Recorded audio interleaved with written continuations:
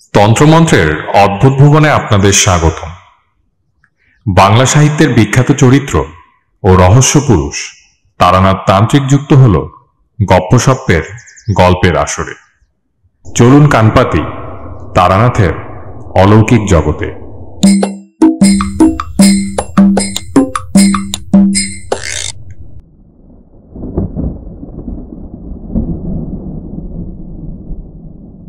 দিনটা সকাল থেকেই মেঘলা। দুপুরের দিকে বেশ এক পশলা বৃষ্টিও হয়ে গেল। তারপর আর বৃষ্টি নেই বটে, কিন্তু আকাশ থমথম করছে কালো মেঘে, জলো বাতাস দিচ্ছে। এমন দিনে মনে একটা কি করি ভাব হয়। দু একখানা বিলিতি ম্যাগাজিন বন্ধুদের কাছ থেকে চেয়ে এনে পরে পড়ব বলে জমিয়ে রেখেছিলাম। এখন সেগুলো উল্টে পাল্টে দেখলাম বাদলার দিনের মেজাজের সঙ্গে ঠিক খাপ খাচ্ছে না। ভাবছিলাম কি করব, স্ত্রীর সঙ্গে গল্প করব? না, 7 বছর বিয়ে হয়ে যাবার পর আর বাদলার দিনে খোলা জানালার ধারে স্ত্রীকে নিয়ে কাব্য চলে না। যতই নিষ্ঠুর শোনাক, কথাটা সত্য। মহাকালের নির্মমতা এবং অতীত সুখের দিন সম্বন্ধে বিমর্ষভাবে চিন্তা করছি। এমন সময় দরজায় কড়া নড়ে উঠল। উঠে গিয়ে দরজা খুলে দেখি কিশোরী সেন। ভেতরে ঢুকে কাদামাখা রবারের পাম্প ছাড়াতে ছাড়াতে সে হেসে বলল, এই বর্ষার দিনে বাড়ি বসে করছো কি? বললাম যে অশ্ব নেই তার তৃণ সংগ্রহ করছিলাম।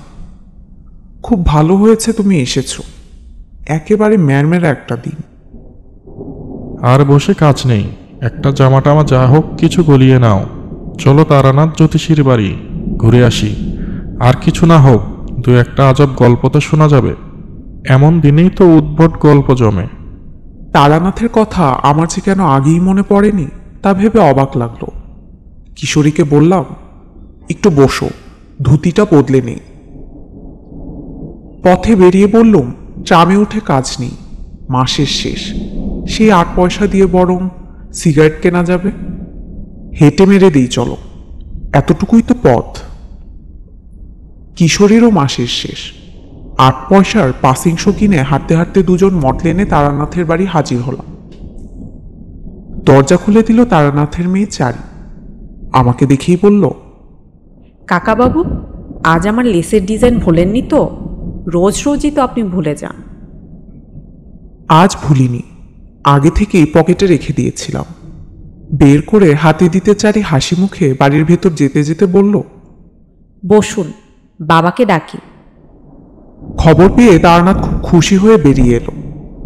বহুদিনের মধ্যে তারও এমন একনিষ্ঠ শ্রোতা ও ভক্ত জোটেনি। গল্প লেখক শ্রোতার মর্ম বোঝে। তক্তপোষে বসতে বসতে তারানাথ বলল, তারপর হঠাৎ যে? বললাম, ভালো লাগছিল না বাড়ি বসে, তাই আড্ডা দিতে চলে এলাম। দু একখানা গল্প হবে নাকি? তারানাথ স্পষ্টতই খুশি হলো, বলল, বসো বসো, জমিয়ে বসো আগে। কি খাবে বলো? ও চারি, চারি, এদিকে শোন দেখি একবার।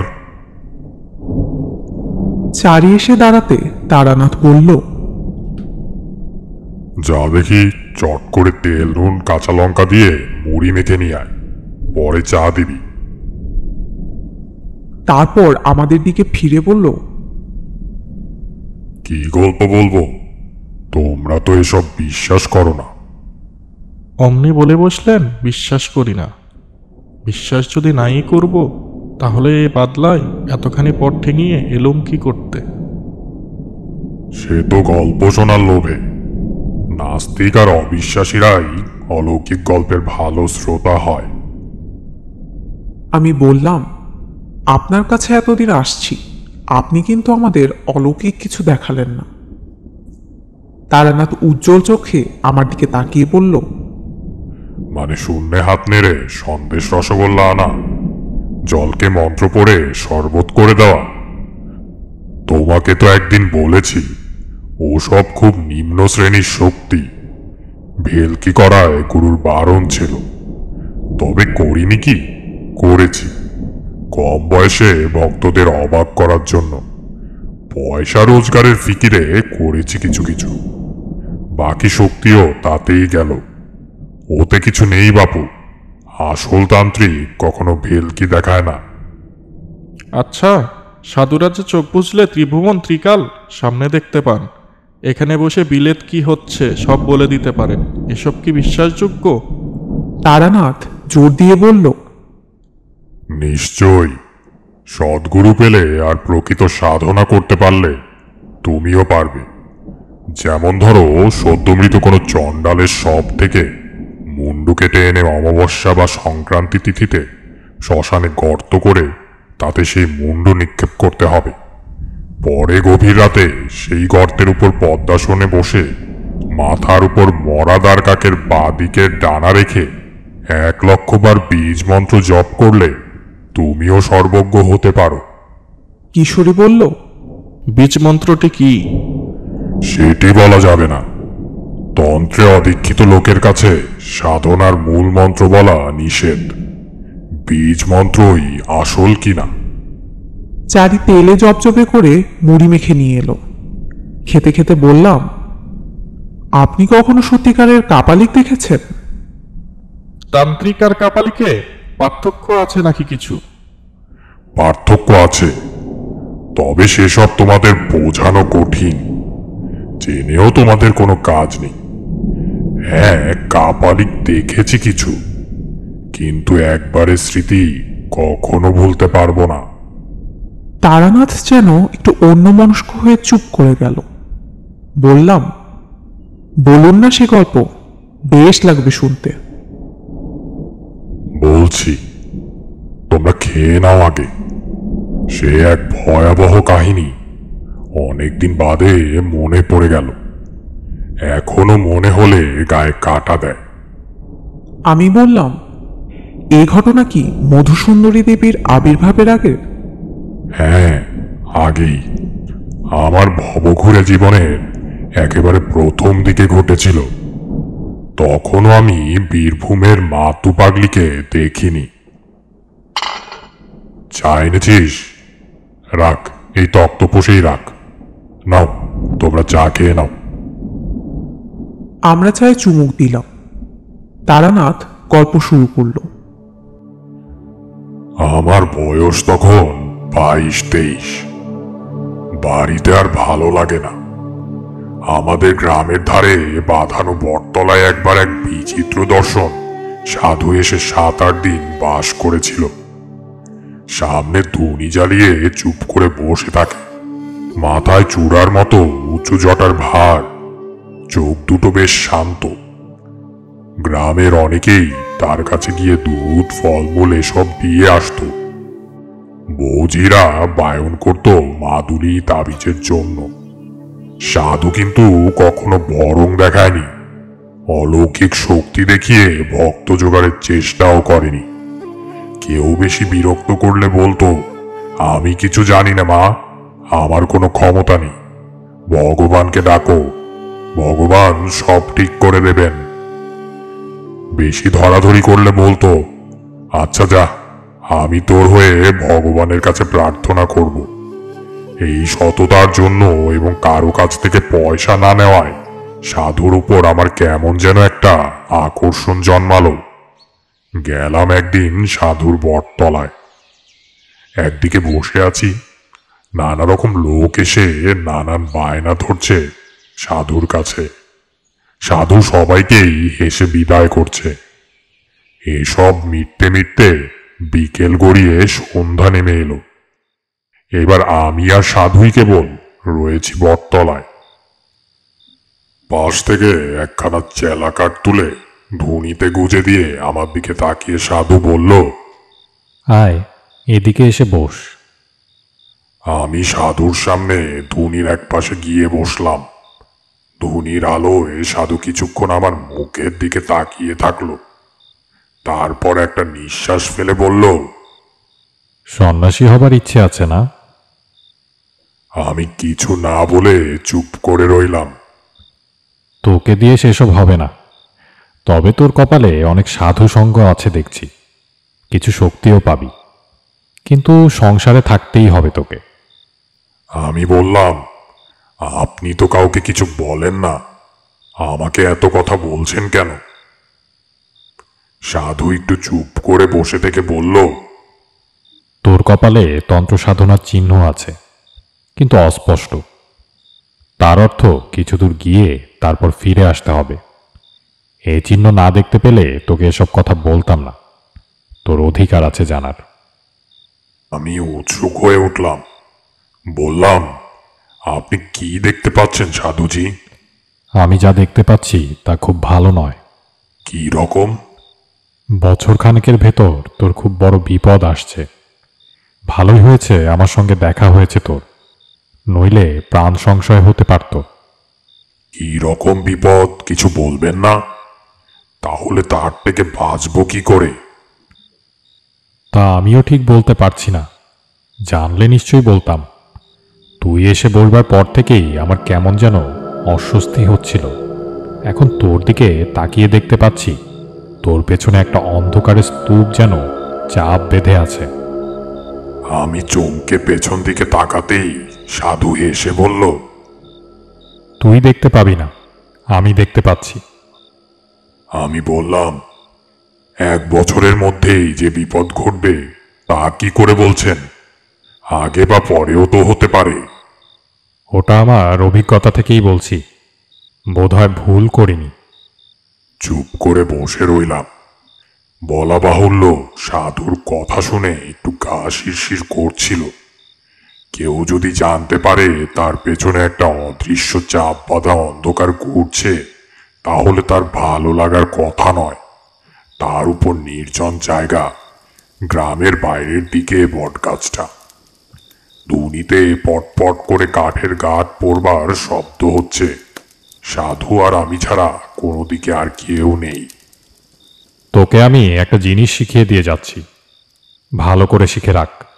যদি কখনো বিপদ আসে কিংবা অস্বস্তি বোধ করিস, তাহলে এই প্রক্রিয়াটা করবি।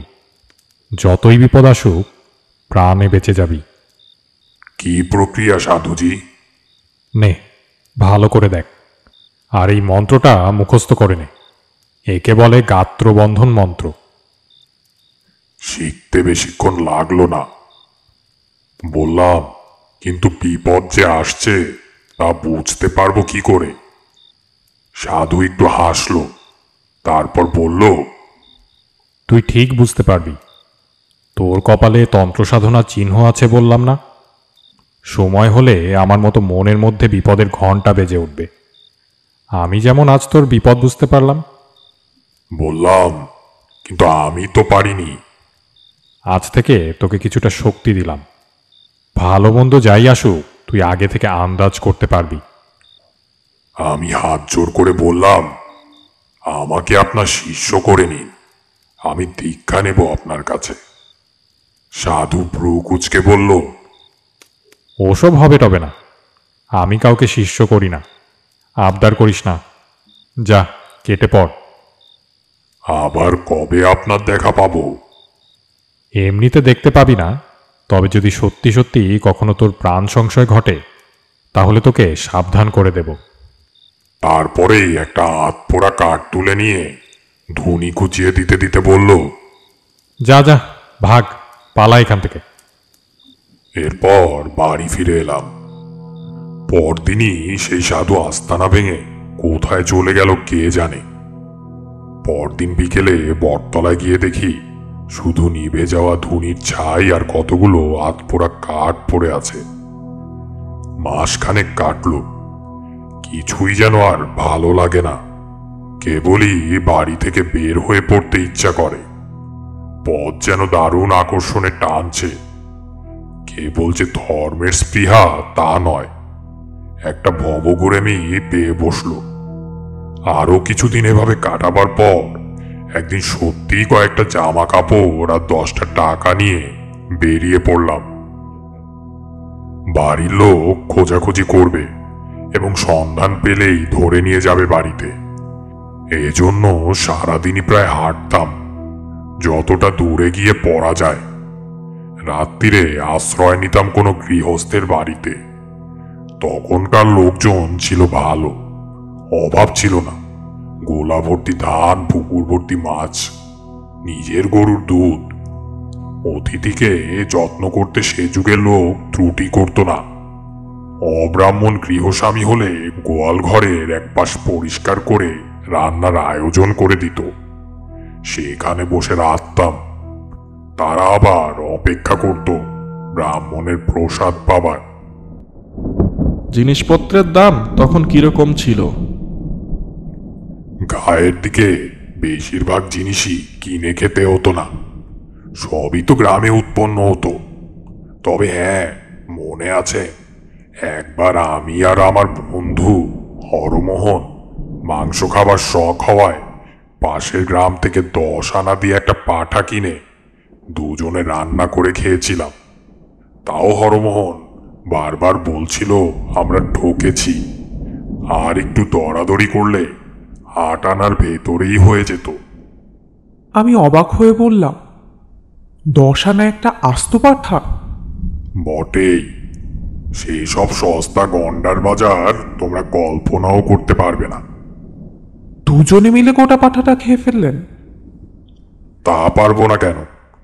গায়ের ছেলে, আমাদের খিদেও ছিল আর অম্বলের ব্যামোতেও ভুগতাম না। আমার খাওয়ার কথা আর কি শুনছো? আমার বাবার খাইয়ে হিসেবে 10টা গায়ের মধ্যে নাম ডাকছিল। সে গল্প আর একদিন বলবো। হ্যাঁ, যে গল্প হচ্ছিল সেটা হোক।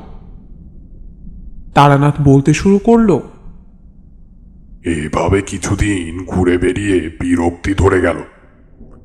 রোজ রোজ অকারণে পথ হাঁটা, লোকের বাড়িতে আশ্রয় নেওয়া, তাদের দাক্ষিণ্যে ভালো ভালো খাওয়া। শুধু খাওয়ার জন্যই কি বাড়ি থেকে বেরিয়েছি? বাড়িতে কি আমার ভাতের অভাব ছিল? কিন্তু যা চাই তা পাই কই। যাই হোক, পথ হেঁটে ক্লান্ত অবস্থায় একদিন সন্ধেবেলায় গ্রামে এসে পৌঁছালাম। গ্রামটায় ঘন বসতি নেই, একটু ছাড়া ছাড়া বাড়িঘর, আম জাম বাঁশবাগানে ভরা। একটা বড় আম বাগানের পাশে কাদের বেশ সুন্দর বাড়ি দেখে সেখানেই আশ্রয় নেব ভাবলাম। সুন্দর বলতে পাকা বাড়ি নয়, পোড়ো চালের বড় বড় 8-10 খানা ঘর, মাঝখানে উঠোন। বিরাট উঠোনে ধানের গোলা, এক পাশে গোয়ালে কখানা গরু সাজালের ধোয়ার মধ্যে বসে জাবর কাটছে। আমি উঠোনে পা দেবার সঙ্গে সঙ্গে বাড়ির মধ্যে শাকে ফু পড়ল। সব মিলিয়ে সম্পূর্ণ গৃহস্থের লক্ষণ ফুটে বেরোচ্ছে। উঠোনে দাঁড়িয়ে এদিক ওদিক তাকাচ্ছি। একজন কালো মতো মধ্যবয়স্ক লোক এগিয়ে এসে বলল, কি চাই?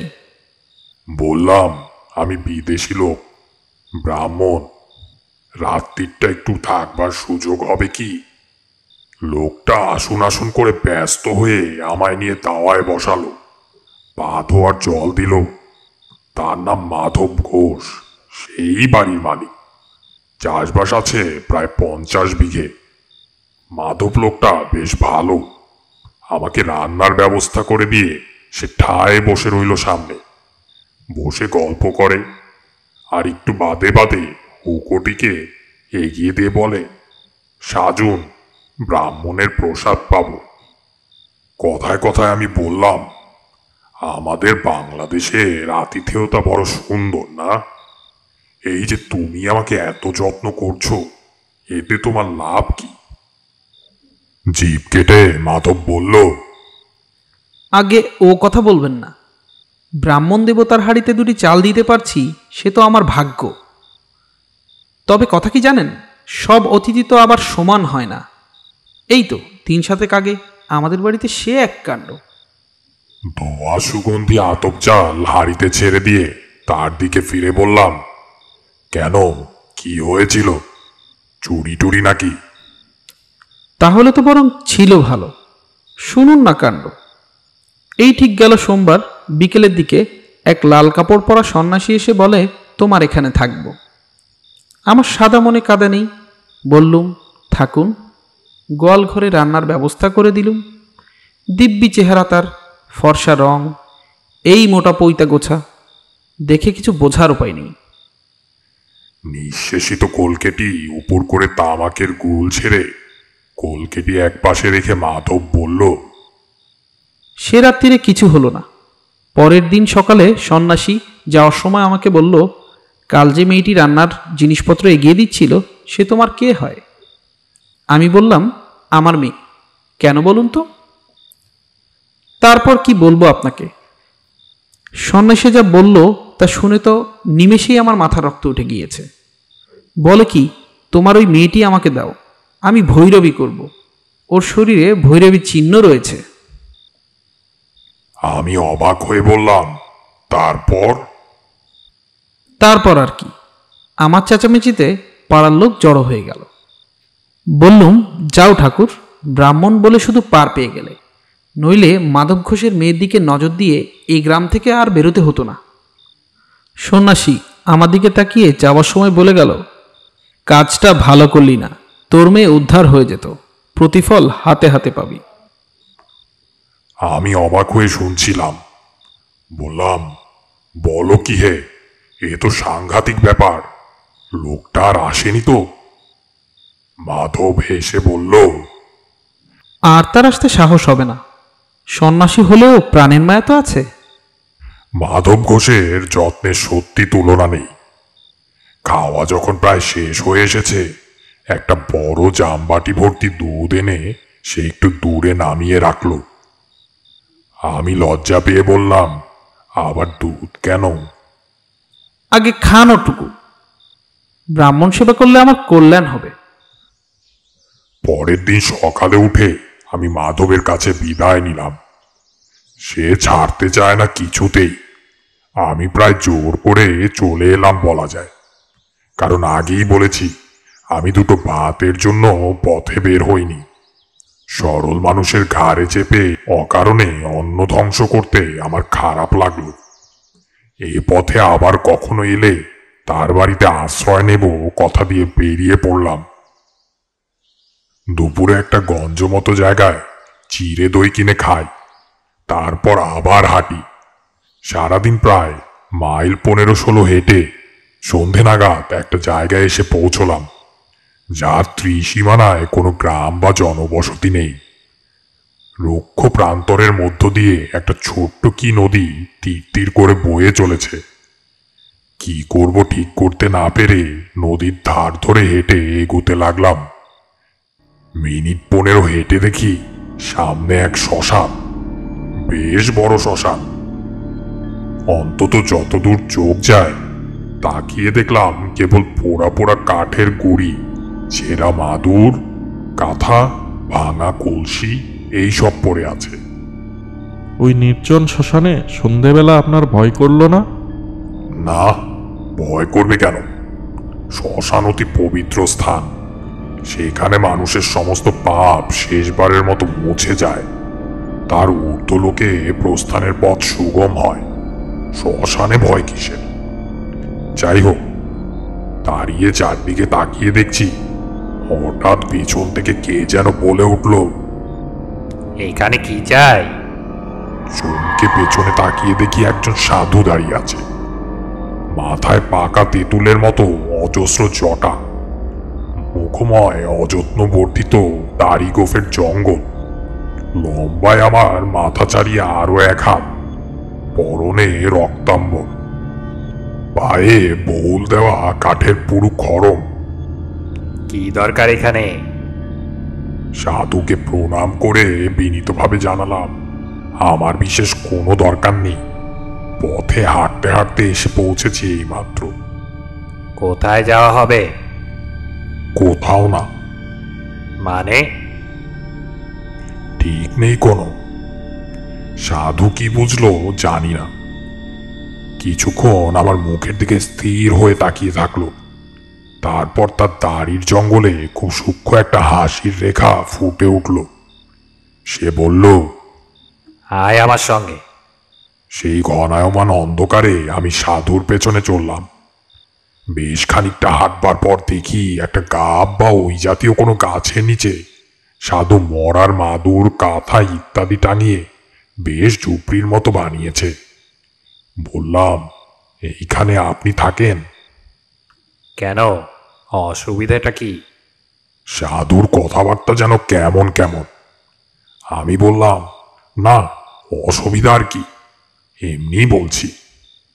সাধু আমাকে ঝুপড়ির বাইরে বসতে বলে নিজে ভেতরে ঢুকলো। বেরিয়ে এলো দুটো পাকা কলা হাতে নিয়ে। বলল, এই নে, খা। নিলাম। কি উদ্দেশ্যে বেরোনো হয়েছে বাড়ি থেকে? সাধু আবার ইচ্ছে নাকি? আমি উত্তর না দিয়ে কলা হাতে চুপ করে বসে রইলাম। তুই আমার কাছে থেকে যা, আমি তোকে চেলা করে নেব, থাকবি? তারপর সাধু একটা কথা বলল, যা আমাকে আমাদের গ্রামের বটতলার সেই সাধুও বলেছিল। বলল, তোর কপালে তন্ত্র সাধনার চিহ্ন আছে, থেকে যা তুই আমার কাছে। আমি একটু ফাঁপড়ে পড়লাম।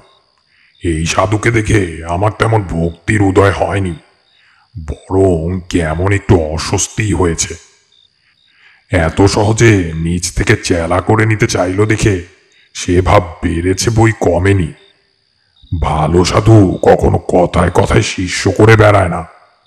অবশ্য আমার আর চিন্তা কি, থাকি কদিন, ভালো না লাগলে কেটে পড়ার বাধা কোথায়?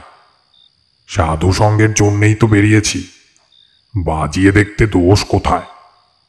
আমি বললাম, থাকবো আপনার কাছে। সাধু বলল, বেশ, আমি একটা বিশেষ সাধনা করছি, সেটা কদিনের মধ্যেই শেষ হয়ে যাবে, তারপর তোকে দীক্ষা দেব। কি সাধনা? সে আছে, সময় হলেই জানাবো। তাছাড়া তোর সাহায্য আমার দরকার হতে পারে। থেকে গেলাম সাধুর কাছে। 2-4 দিন কেটে গেল।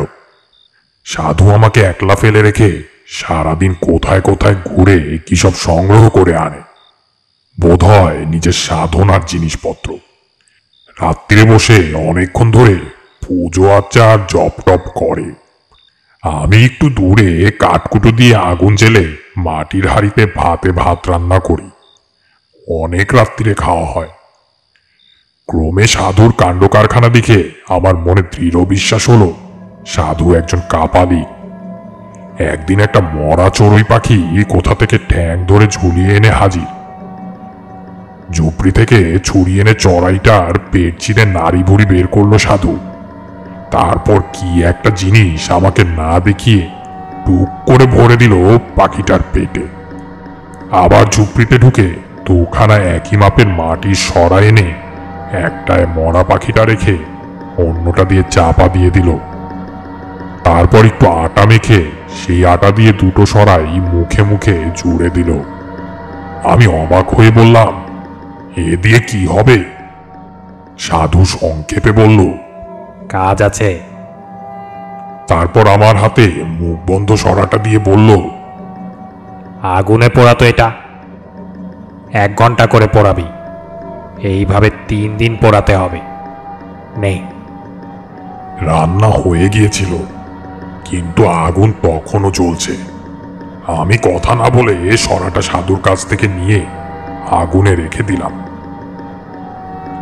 সাধু বলল, দ্রব্যগুণ বুঝলি, দ্রব্যগুণ এক বিরাট জিনিস, তুই মানিস তো? বললাম, নিজে প্রত্যক্ষ দেখিনি কখনো।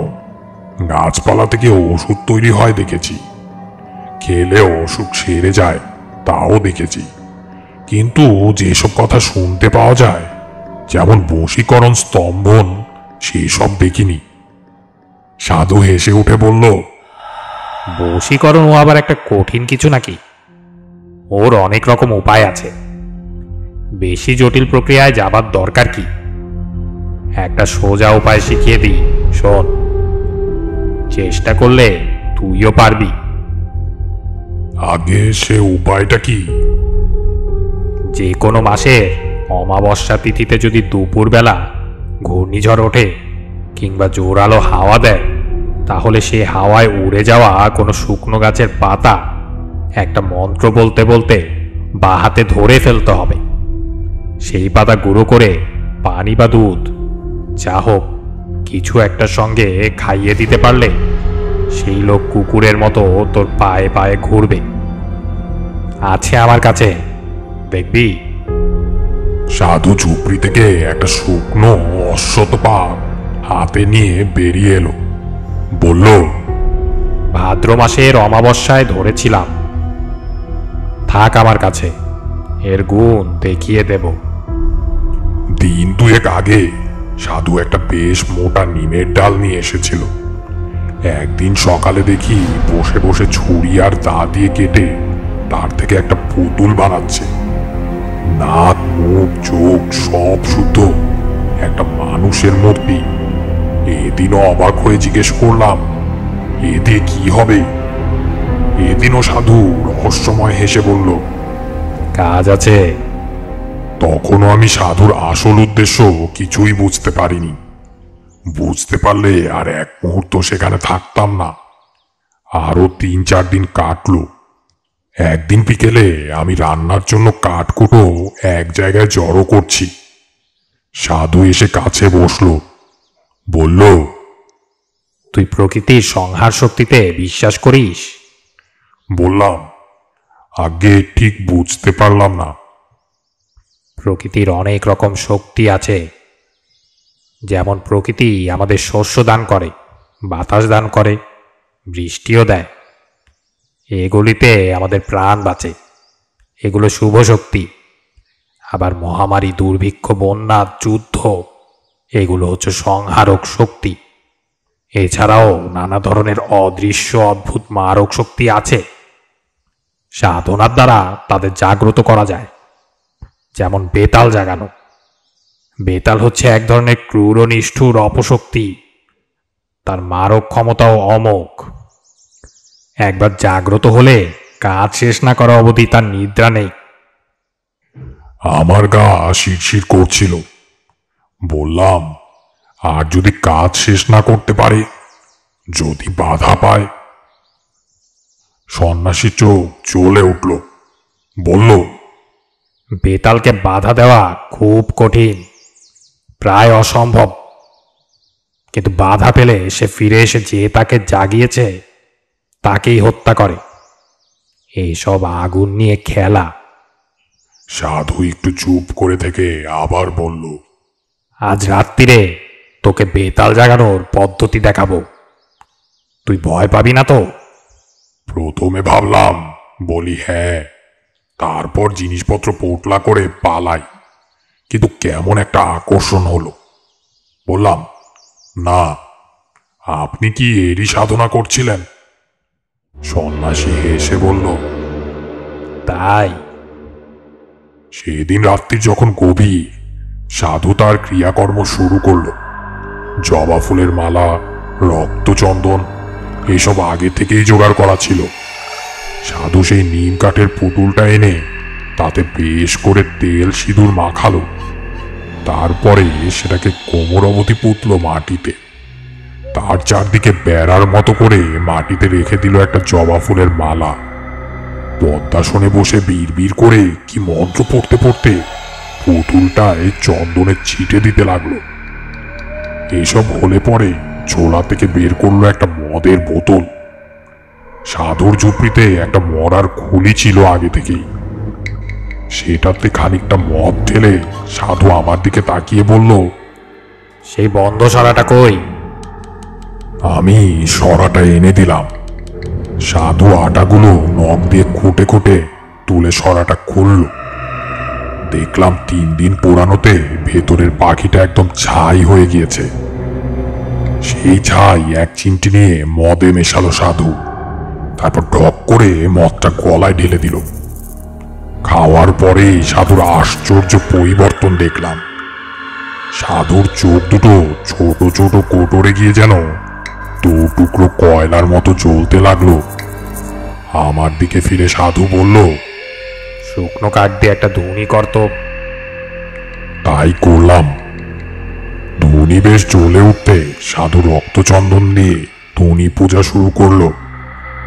তারপর তামার কোষায় গাওয়া ঘি, একটা জবা ফুল, আরো কি যেন মিশিয়ে মন্ত্র পড়ে আগুনে আহুতি দিল। সঙ্গে সঙ্গে একটা বিকট পোড়া গন্ধে ভরে গেল চারদিক। সাধু বিকৃত গলায় হেসে উঠল, আর আমার মনে হলো সেই ধোয়ার অন্ধকারের ভেতরে ধুনির মধ্য থেকে একটা যেন জমাট অন্ধকার দিয়ে তৈরি মূর্তি উঠে বাতাসে ভর করে ভেসে কোথায় মিলিয়ে গেল। আমি অবাক হয়ে সেদিকে তাকিয়ে রইলাম। মূর্তিটাকে খুব পরিষ্কারভাবে যে দেখেছিলাম তা বলতে পারি না, তবে যেটুকু দেখতে পেয়েছিলাম তাতেই বুক ঠান্ডা হয়ে আসে। বিশাল স্থলরাত্রির অন্ধকার দিয়ে তৈরি যেন একটা অপছায়া। সাধু বলল, দেখলি ওই বেতাল? আমি বললাম, কোথায় গেল? সাধু বসে বলল, এদিকে সরে আয়। আমি আসল কথাটা এতদিন তোকে বলিনি, আজ বলি। আজকে থেকে 15-20 দিন আগে এখান থেকে মাইল 20 ধরে এক গ্রামে আমি মাধব ঘোষ বলে একজন লোকের বাড়িতে রাত্রিরে আতিথ্য গ্রহণ করি। আমার মাথায় বিদ্যুৎ খেলে গেল। মাধব ঘোষ? তাহলে কি এই কাপালি কি সেদিন মাধব ঘোষের বাড়িতে হাঙ্গামা করেছিল? তাই হবে। সাধু বলে চলেছে, সেই মাধব ঘোষের বড় মেয়েটির দেহে প্রকৃত সাধন সঙ্গী হবার উপযুক্ত সমস্ত লক্ষণ ছিল। আমার বর্তমানে কোনো ভৈরবী নেই। আমি পরদিন সকালে মাধব ঘোষের কাছে সাধনার জন্য মেয়েটিকে চাইলাম। মাধব দিল তো নাই, উপরন্তু আমাকে অকথ্য অপমান করে বাড়ি থেকে তাড়িয়ে দিল। সে অপমান আমার বুকে কাটার মতো বিঁধে আছে। বেরিয়ে আসবার সময় মাধব আমার ঘাড়ে হাত দিয়ে একটা ধাক্কাও দিয়েছিল। আমার গায়ে হাত। আচ্ছা মাধব ঘোষ, এইবার তোকে দেখাবো আমি কে। আমি ভয় পেয়ে বললাম, কি করবেন আপনি? করব কি? করেছি। এই যে বেতাল জাগিয়ে পাঠালাম। কোথায় গেল সে? পাঠালাম ওই মাধব ঘোষের বাড়ি। এইবার সে বুঝবে কাকে সে অপমান করেছিল। কি হবে মাধব ঘোষের? আজ তার কোনো ক্ষতি হবে না। আজ তার বাড়িতে একটা কিছু করে আসবে বেতাল। এক পক্ষ ধরে আমি বেতাল মন্ত্র জপ করে আজকে আহুতি দিয়েছি। কাল অমাবস্যা, কাল পূর্ণাহুতি দেব হোম করে। ওই যে নিম কাঠের পুতুলটা দেখছিস, ওটা হচ্ছে মাধব ঘোষের প্রতিমূর্তি। ওই পুতুলে কাল প্রাণ প্রতিষ্ঠা করে বেতালকে চিনিয়ে দেব। তারপর বেতাল কাল আবার যাবে মাধবের বাড়ি। তারপর পরশু মাধব ঘোষের মৃতদেহ পড়ে থাকবে উঠোনে কি আমবাগানের মধ্যে। ভয়ঙ্কর বিভৎস অপমৃত্যু। কেউ কিচ্ছুটি টের পাবে না কোথা দিয়ে কি হলো। সাধুর মুখখানা এখন আমার কাছে নেকড়ে বাঘের মতো লাগছিল। আমি আর সহ্য করতে না পেরে বললাম, কিন্তু এ আপনি বড় অন্যায় করছেন, এ ঠিক নয়। সাধুর চোখ আবার ধক করে চলে উঠল। পৈশাচিক ক্রোধে মুখ বিকৃত করে আমার দিকে তাকিয়ে বলল, কি বলতে চাস তুই? আমি অন্যায় করছি? আমার যেন কেমন সাহস এসে গেল। বললাম, নিশ্চয় অন্যায়। আপনি এই কুকর্মে লিপ্ত আছেন জানলে আমি একদিনও থাকতাম না এখানে। প্রতিহিংসা সাধনের জন্য নরহত্যা মহা অধর্ম। মূর্খ, কাপালিকের পক্ষে প্রতিহিংসা সাধন অধর্ম নয়। তুই তার কি বুঝবি? থামুন, আপনার মতো নরকের কীটের কাছে আর নয়। আমি চললাম, আপনি থাকুন আপনার কুৎসিত সাধনা নিয়ে। হন হন করে হেঁটে সেই রাত্রি রওনা দিলাম শ্মশান থেকে। পেছনে সাধু ডেকে বলল, যাচ্ছিস যা, কিন্তু শুনে যা, আজ পর্যন্ত কেউ আমাকে অপমান করে বেশি দিন পৃথিবীর আলো দেখেনি। মনে রাখিস। অনেক দূরে চলে এসেছি। তখনও পেছন থেকে রাত্রির নির্জনতা ভেদ করে সাধুর উন্মাদের মতো হাসি শুনতে পাচ্ছিলাম। পরের দিন দুপুর গড়িয়ে গেলে অবিশ্রান্ত হেঁটে আমি মাধব ঘোষের বাড়ি পৌঁছালাম। দেখি সমস্ত বাড়িটা যেন কেমন ঝিমিয়ে আছে, ভেতরে কেউ যেন জেগে নেই। আমার বুকটা ছ্যাত করে উঠল। না জানি বেতাল কাল রাত্রিরে কি করে গিয়েছে। উঠোনে দাঁড়িয়ে ডাক দিলাম, মাধব, এই মাধব। ডাক শুনে ভেতর থেকে মাধব বেরিয়ে এলো। আমাকে দেখে সে যেন হাতে চাঁদ পেল। এগিয়ে এসে পায়ের ধুলো নিল। দেখলাম মাধবের চোখ বসে গিয়েছে, মুখ শুকনো। বললাম, কি হয়েছে? কোনো বিপদ আপদ হয়নি তো? আর বিপদ, গতকাল রাত্রে আমার 2খানা গাই গরু মরে গেল ঠাকুরমশাই। সে কি? গরু মারা গেল কি করে? তা কি করে বলি বলুন? আশ্চর্য ব্যাপার। তখন অনেক রাত, হঠাৎ গোয়ালে কেমন একটা শব্দ শুনলাম। মনে হলো গরুগুলো যেন ভয় পেয়ে ছটফট করছে। উঠে বাইরে যাওয়ার আগেই মংলি গাইটা চিৎকার করে উঠল। গিয়ে দেখি রাঙি আর মংলি দুটোই মাটিতে শুয়ে ছটফট করছে। কি হলো কে জানে। তক্ষুনি লোক পাঠালাম পাশের গায়ে গোবর্দির জন্য। সে এলো বটে, কিন্তু কিছুই বুঝতে পারল না। আজকে সকালে মারা গেল গরু দুটো। মাধবের চোখ দিয়ে জল পড়তে লাগলো। বলল, আজ সকাল থেকেই তার মেয়েটার জ্বর। জ্বরে গা যেন পুড়ে যাচ্ছে। আমি আসাতে সে একটু সাহস পাচ্ছে। ভাবছে ব্রাহ্মণ মানুষ ভিটে বাস করলে ভয় হয়তো অনেকটা কেটে যাবে। বুঝলাম সবই, কিন্তু আমার কি করার আছে কিছুই বুঝতে পারলাম না। আমি থাকলে যদি মাধব শান্তি পায় তাহলে থাকতে পারি, এইটুকুই করতে পারি। একটু পরেই একটা অদ্ভুত ঘটনা ঘটল। তখন বিকেল বেশ গাঢ় হয়ে এসেছে। মাধব ঘোষ বেশ করে ফলাহারের আয়োজন করে দিয়েছিল। খাওয়া দাওয়া করে আমার একটু বাগানে যাবার প্রয়োজন হয়ে পড়ল। মাধবের কাছ থেকে গড় চেয়ে বাগান সারলাম। গড় হাতে ফিরছি, হঠাৎ মনের মধ্যে কেমন যেন একটা অনুভূতি জেগে উঠল। ঠিক কি রকম তা বলে বোঝাতে পারবো না। যেন আমার খুব বড় একটা বিপদ আসছে, খুব কাছে এসে গিয়েছে সে বিপদ। ভয়ের একটা বিচিত্র অনুভূতি বুকের মধ্যে ঠেলে উঠল সেই অন্ধকার নির্জন আম বাগানে। হঠাৎই আমার বুক যেন হিম হয়ে গেল। কেন এরকম হচ্ছে আমার? তাড়াতাড়ি ফেরবার জন্য একটু এগোতে গিয়ে মনে হলো কয়েক হাত দূরে একটা আম গাছের গুড়ির পাশে কে যেন চুপ করে দাঁড়িয়ে আছে। আর একটু হলে বোধ হয় ভয় পেয়ে চিৎকার করে উঠতাম, কিন্তু ততক্ষণে যে দাঁড়িয়ে আছে তাকে আমি চিনতে পেরেছি। আমাদের গায়ের বটতলার সেই সৌম্যমূর্তি সাধু, যিনি বলেছিলেন আমার বিপদ ঘনিয়ে এলেই আমাকে দেখা দেবেন। তাহলে কি সত্যি আমার আজ সেই বিপদের দিন এসেছে? দূর থেকেই আমি সাধুকে প্রণাম করলাম। সাধু এসে হাত তুলে আশীর্বাদ করলেন। তারপর হঠাৎ কোথায় সাধু, কোথায় কি, কেউ নেই কোথাও। আমি এক অন্ধকারে গড় হাতে দাঁড়িয়ে। ফিরে এসে মাধব ঘোষকে ডাকলাম। বললাম, দেখো, আজ তোমার আমার দুজনেরই বড় বিপদ। কি বিপদ তা আমি তোমাকে বলবো না, তোমার জেনেও কাজ নেই। মোট কথা, আজ আর তুমি বা তোমার বাড়ির কেউ বাড়ির চৌহদ্দির বাইরে পা দেবে না। চুপ করে বাড়িতে বসে ভগবানের নাম করো, আর আমাকে 1 ঘটি জল এনে দাও তো। মাধবের মুখ শুকিয়ে আরো ছোট হয়ে গেল। দৌড়ে সে 1 ঘটি জল নিয়ে এলো। আমি সাধুর দেওয়া গাত্রবন্ধনের মন্ত্র দিয়ে জলটা শোধন করে বাড়ির চারদিকে ঘুরে ছিটিয়ে গণ্ডি কেটে দিলাম। আমি বুঝতে পেরেছিলাম বিপদ শুধু আমার আর মাধবের, কাপালিক আমাকেও ছাড়বে না। আজ অমাবস্যা, আজই সে আমাদের দুজনকে বেতাল পাঠিয়ে শেষ করবে।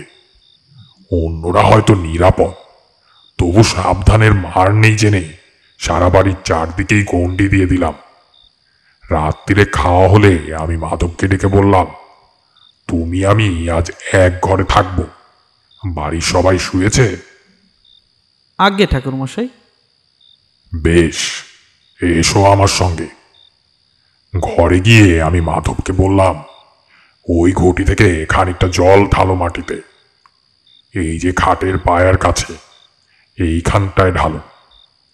আচ্ছা, এবার ডান পায়ের বুড়ো আঙুল দিয়ে সেই জল থেকে রেখা টেনে খাটের চারদিকে একটা জলের গণ্ডি কাটো। নাও, শুরু করো। আমি তোমার সঙ্গে মন্ত্র পড়তে পড়তে ঘুরছি। তুমি গৃহস্বামী, তোমাকেই করতে হবে, নইলে আমিই করে দিতাম। সেই গণ্ডির ভেতরে খাটে উঠে আমরা দুজন বসে রইলাম। সে কি ভয়ঙ্কর রাত! আমার বুকের ভেতরে এক বিচিত্র বিপদের ঘণ্টা বেজে চলেছে। কি যেন ঘটবে, কে যেন আসছে। আমার পাশে চুপ করে বসে আছে মাধব।